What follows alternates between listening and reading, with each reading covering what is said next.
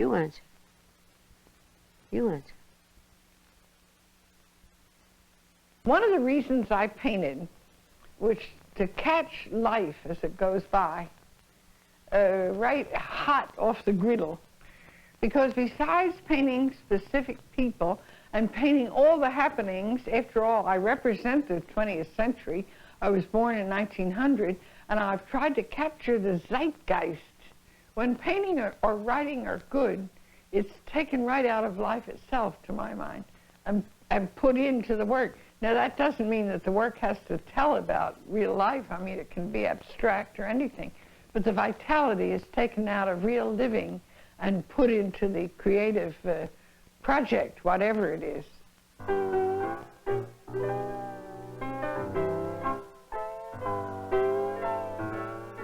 It's where that head should be. High, I guess.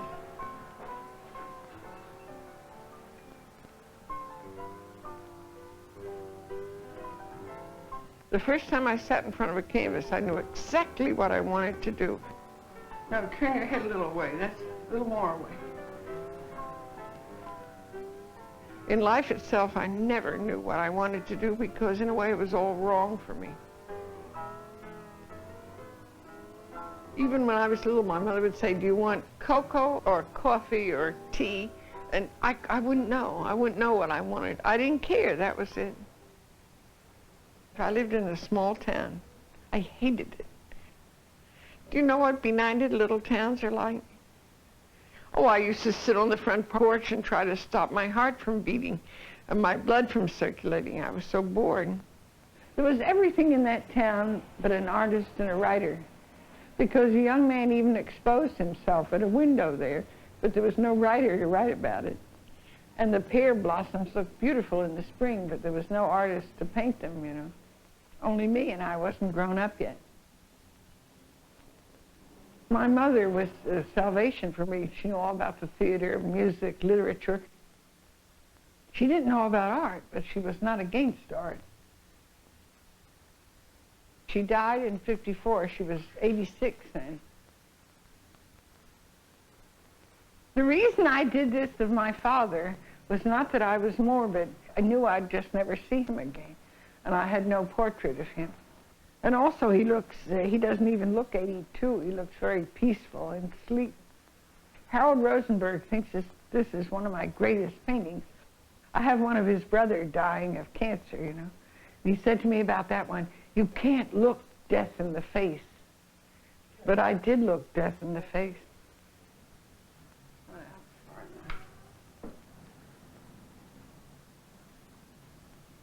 From 21 to 25, I went to a school called the Philadelphia School of Design for Women, which was a girls' school. I deliberately went to a girls' school because I didn't want to be distracted by boys. I was a very good-looking girl, so my whole life was disrupted by men. I never knew what to do about them. Oh, I did really know. I went in the summer to Chester Springs. That's the Academy Summer School. And I met this handsome Cuban, Carlos Enriquez de Gomez, who I married June the 1st, 1925. I went to Havana, Cuba. I had just gotten out of the Philadelphia School of Design for Women. This was painted in 1926. He was very much a Spanish grandee. His father was the big doctor in Havana. He was an artist too. So we went out in the streets of Havana. We paid these two to pose for us. We were living outside of Havana in the suburb, La Vibra. And this woman came around with a little girl and posed for us.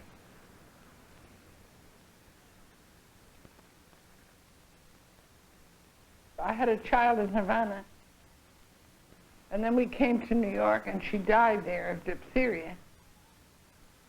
Carlos went to Havana, and the family were going to give us money to go and live in Paris. But meanwhile, the Depression had hit.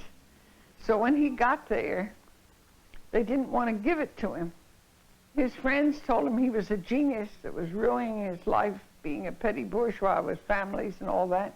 They bought him a ticket for Paris, these artist friends of his. So he wrote to me from Paris.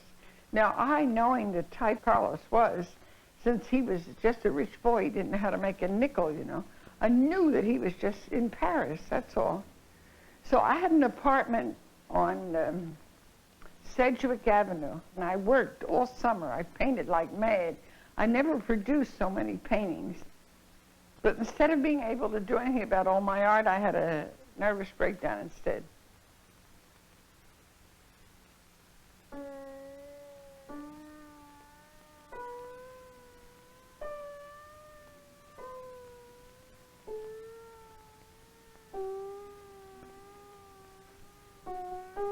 I moved from the village to West 17th Street.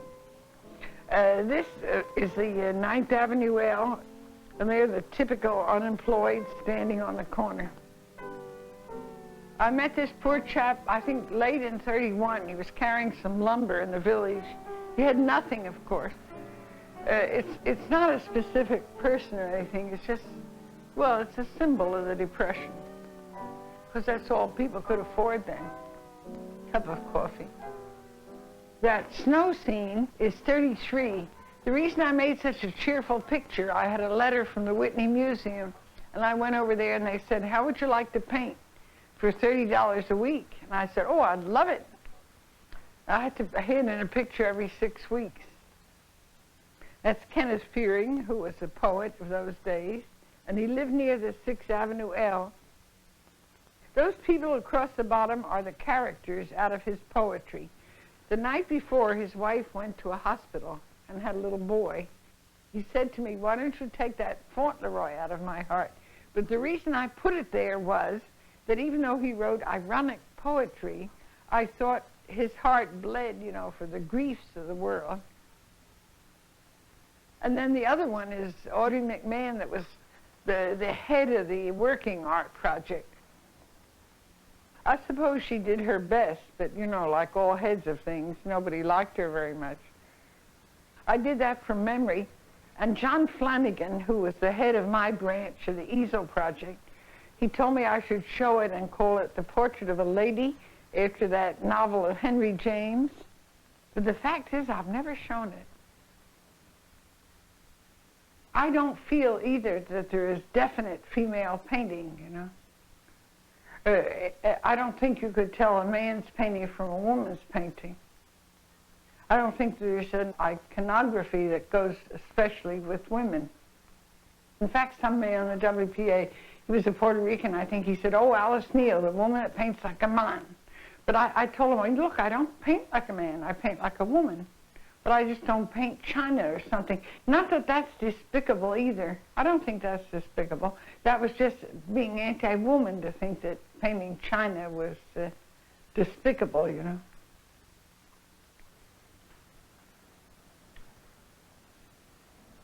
I think what I was trying to do, too, is get away from the soda cracker quality of America. I lived in Harlem for 25 years, Spanish Harlem. Carlos, the TB case, I painted this in 1940. Statistically, Spanish Harlem had the highest TB rate of any place in the city. This was a young man about 23. He's still living. He recovered. And over there are his family, his wife, a very courageous woman, and 3 of his children. I think he had 5 altogether. The 2 boys in the street were done in '55. I wanted to show the environment plus the people that were living there. The 2 little girls at the top, that's 1959. When I painted James Farmer, he loved this painting. I painted his 2 daughters. He owns that now, you know. Oh, Georgie Arcee. I had a boxer dog in those days. In '55 I did this. I met him out in the street and he said, can I come and play with your boxer? So I did a whole series of Georgies. very smart, but he was so proud he wouldn't even let them know that he couldn't read and write. And they had so many pupils in a class, they couldn't concentrate on one little boy, you know. He had more than usual intelligence, but he also saw that the thing in this country was to have money. He got mixed up, I suppose, with some gangsters. He's in jail now. He's in Attica. But he still writes to me.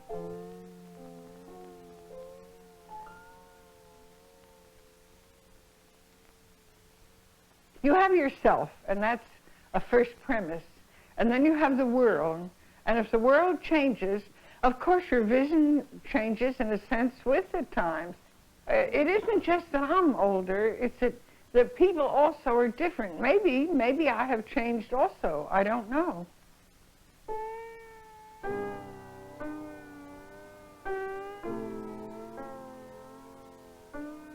These men really fought for what they thought would be a better world. By now, especially this generation, we don't know maybe what a better world is. I don't know. But anyway, that's what they fought for. On the floor over there is Bill Mackay, who organized the Ford plant.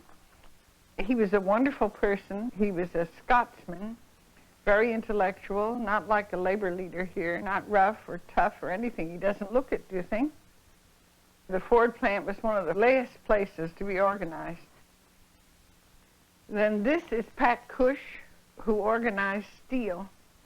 He worked in a rolling mill for about 40 years, and he told me that he felt that the Frick art collection was partly his, because I think Frick made his money with steel. And of course James Farmer is later. When I painted him, he was marching in Mississippi. That's about 64. Art Shields, he got the evidence in the Mooney and Billings case that finally got them acquitted.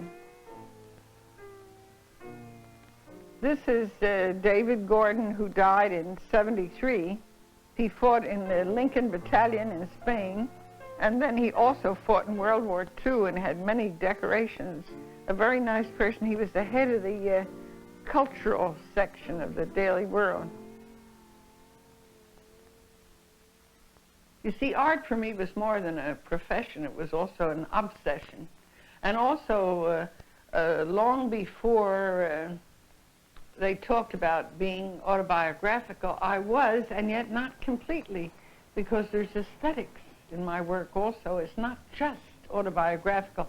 Although I can't see why, if Velázquez was around the royal family and painted them, I can't see why I can't be around my own family and paint them. These are my sons, Hartley on the left and Richard on the right. Richard's father was a Spanish nightclub entertainer, and Hartley's father was a Russian filmmaker. That was painted in 1950. That's Richard. Richard in '69. He's a lawyer, and there he seems to me sort of captured by the establishment. Although I said that to John Kennedy, the critic, and you know what he said? Well, there could be worse fates. And I said, you know, given the world as it is, I suppose there could be. And that's Hartley, who's 2 years younger, when he was a medical student at Tufts.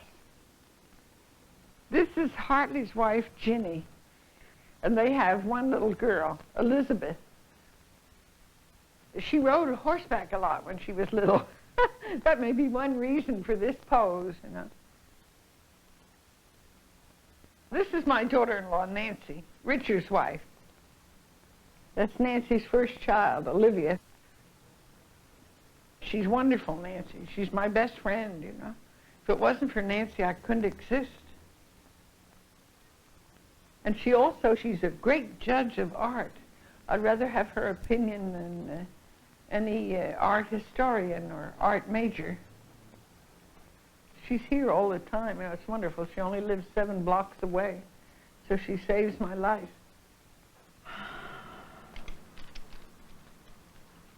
I don't look clever like this, so I look as though I'm struggling. You think of it as hard work? Well, it's easier for me now to accomplish more faster than it was. On the other hand, I don't really have as much strength. But certainly if you do something for a number of years, you can do it better. Or if you can't, it means you're in the wrong profession or there's something the matter with you.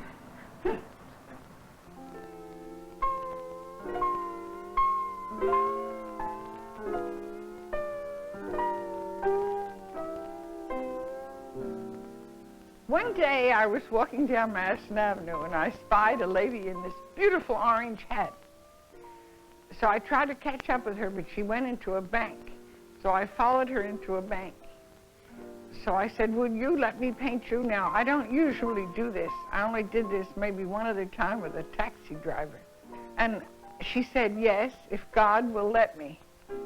So then she called me up about a week later and she said God would let her. So I painted her. Later, I met her on Madison Avenue, and we went into, I think Schraff's was still there. We had a Sunday together. I said, like Chichikov, I'm a collector of souls.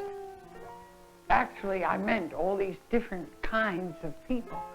You see, Cézanne once said that he loved to paint people that had grown old normally in the country. Now, I wouldn't mind painting those people, but I really love people under all kinds of stresses also, you know. I'm frankly a psychological painter because life does a lot of things to people. And also when I finish a painting, I also sometimes feel another way. You see, I get terribly involved so that I leave myself and I go into that person. So sometimes after the person goes, I feel just as though I have an empty inside, that I have nothing inside. But if I didn't paint all the time, I probably wouldn't live. That's what keeps me alive, because, you know, you feel weary every once in a while. It's hard to start and it's hard to stop.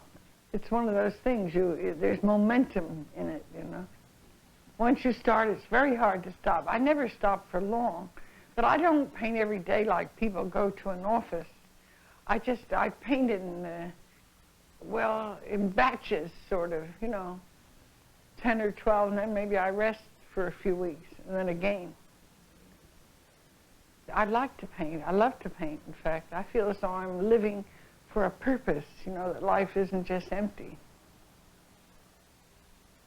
Actually, I painted in obscurity for years and years. You know, I used to think the important thing is that you do a good painting. So I didn't care what happened to it afterwards. I often just put it on a shelf. But they took a lot of paintings off the shelf and put them in the Whitney, and then they gave me that great big show down in the Museum of Modern Art in Athens, Georgia. And in 1976, they made me a member of the Institute of the American Academy of Arts and Letters.